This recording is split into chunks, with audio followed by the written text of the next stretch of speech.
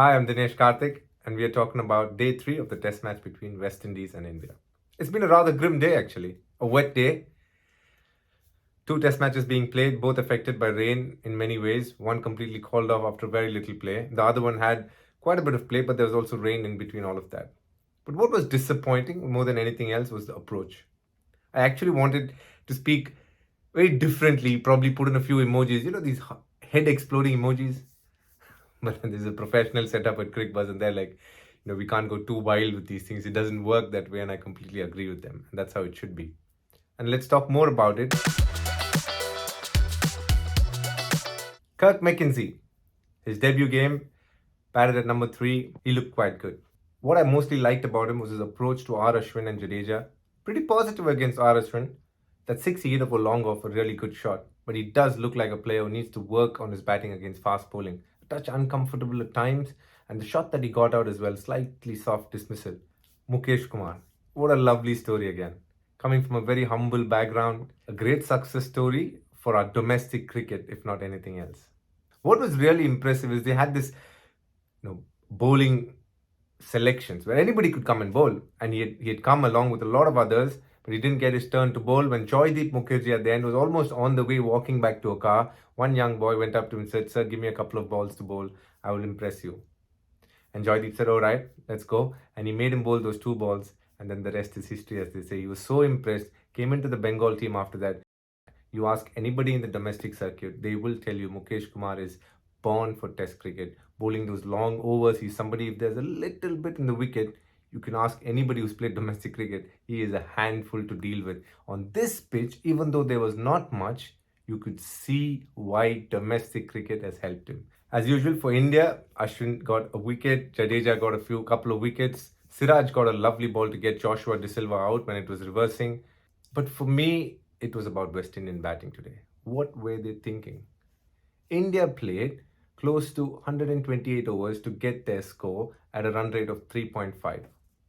West Indies, on the other hand, they've lost the first test. It's a 2-match series.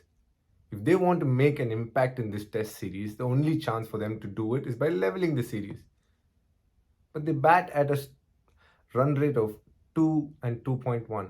What were they thinking? And that is what disappointed me most about the day. Have you started out this test match thinking that you just want to draw it? And even if that is the result that you want and you're after, how does it make a difference? India is already 1-0 ahead in the series. No batter showed intent. No batter showed aggression. And I'm not saying reckless batting here. But if you're telling me on a placid pitch where there's nothing happening for the India's bowlers, and whatever little is happening from the rough, and they have 3 medium pacers bowling and just 2 spinners bowling, and you can't score at 3 or 3.5 per over, what is the point? What are you trying to achieve in this test match? You've won the toss, chosen to bowl, had 4 medium pacers, I can understand. But then you also know India's got 2 spinners who are going to trouble you a lot in the 4th innings if the match goes on till then. If India bats slowly, I can understand they're 1-0 up in the series, so if they draw it, more than enough. But they've batted at a very healthy run rate. 3.5 is normal. You have come out batting and you haven't shown the intent required to win a test match. And that has disappointed me a bit. I think Kraigg Brathwaite definitely needs to sit down with his team and figure out what is the right way moving forward. If you're walking into a test match thinking it is okay for me to draw, then I think there's a problem there. Yes, we can speak about West Indies' legacy. Fair enough. Okay, I think things have changed. But when you walk into a professional sport, I think looking to win is a very important attitude to have. I don't want to lose is a rather negative attitude, as you could ask anybody and they would tell you. And that is what disappointed me a lot about how the test match progressed today, especially with West Indies batting. Fan question of the day. A run rate of less than 2, bowlers having nothing to work with. Personally, I would prefer watching the Ashes over West Indies vs India. DK, as a player/analyst, is attacking brand of cricket necessary for the survival of test cricket? Asks Omkar. I think it's a very good question. Now that I'm here in England, I can see how people have enjoyed the attacking brand of cricket England are playing now. They've nicknamed it Bazball. A small A cute story, I might say. A mother with a young son walks up to me and wants to take a photograph just outside my hotel. And she's like, Mr. Dinesh, can you just explain how it is to play basketball? I want him to play like that. And I was thinking, wow, that pretty much justifies and embodies what Brendan McCullum and Ben Stokes are trying to do with England cricket. Not only play a lovely, entertaining brand of cricket, but also inspire the younger generation. I think we have come to a stage where we have, in many ways, consumed a lot of good T20 cricket, attacking brand of cricket.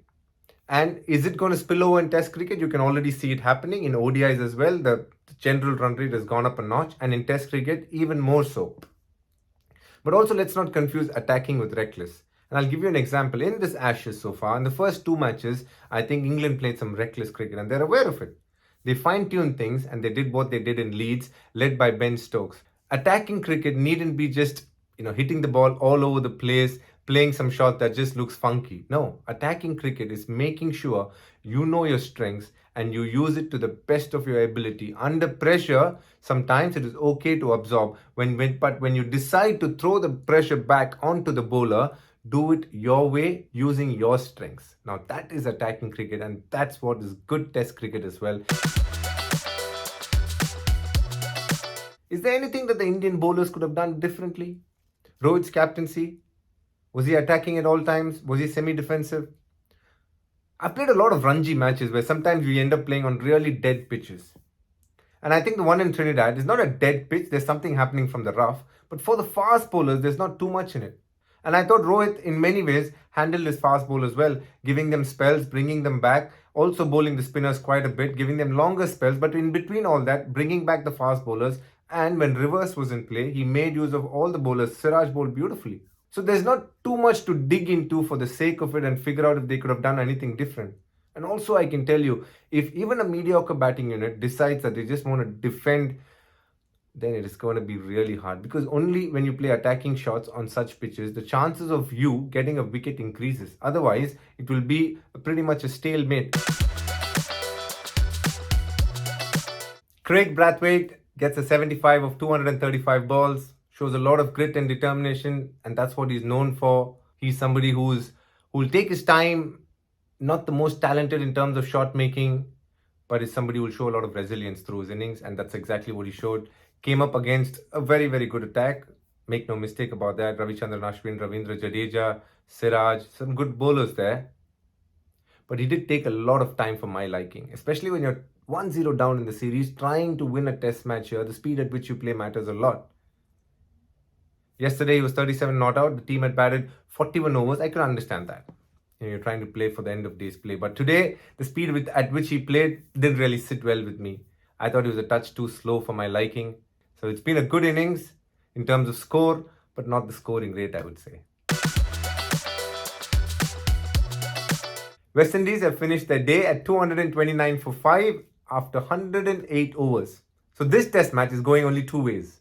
It's either India winning, which is a very, very high possibility, or the draw, which is what looks like West Indies are playing for. So for India to win, all they need to be doing is making sure they need to get the next 5 wickets. And if that happens, even in 40 to 45 overs, they will still have 45 overs to bat. And I am pretty sure that they will get somewhere between 200 to 220. And for that, two key batters for me, Shubman Gill and Yashasvi Jaiswal. Yashasvi, because he is somebody, when he plays an attacking brand of cricket, I think he bats his best. Yes, we have Rohit Sharma. Yes, we have Virat Kohli. But my eye is going to be on Shubman Gill. Because yes, he hasn't got runs on this tour. He'll be looking to do that. And when you tell a batter of that caliber, go ahead, play a few shots. It's great. I think he'll go out, release himself and play a few lovely shots. And along with that, India will coast along to a score which will give them a healthy enough lead for them to declare. So day 4 will be about West Indies trying to block out as much as they can so that they can force a draw. And on the other hand, India trying everything they can with the bat and ball, trying to get a result on day 5.